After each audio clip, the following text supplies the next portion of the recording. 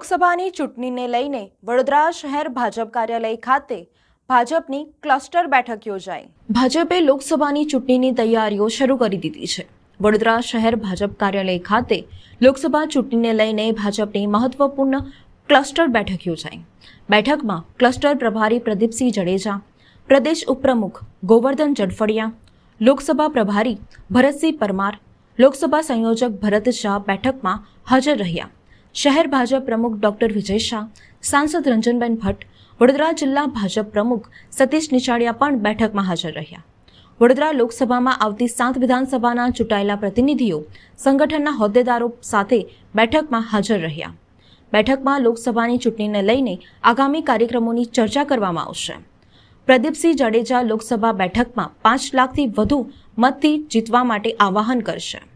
લાભાર્થી સંપર્ક, ગાંવ ચલો અભિયાન, વોલ પેઇન્ટિંગ જેવા કાર્યક્રમો અંગે કાર્યકરોને માર્ગદર્શન આપવામાં આવશે।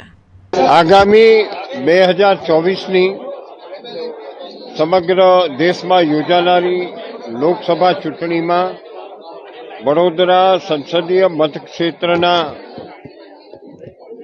લોકસભાના અંગેની બેઠકમાં આજે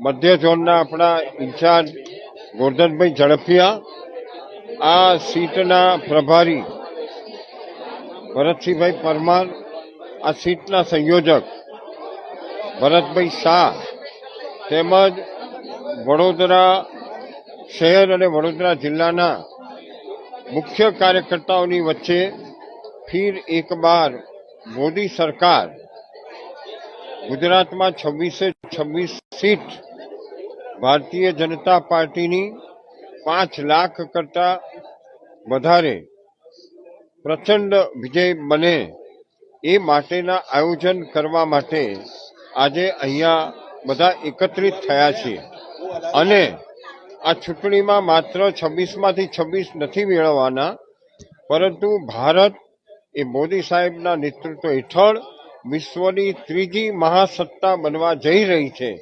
એવા પ્રસંગમાં વડોદરા અગ્રેસર ભૂમિકા ભજવે એ માટે આજની આ મિટિંગનું આયોજન કરવામાં આવ્યું।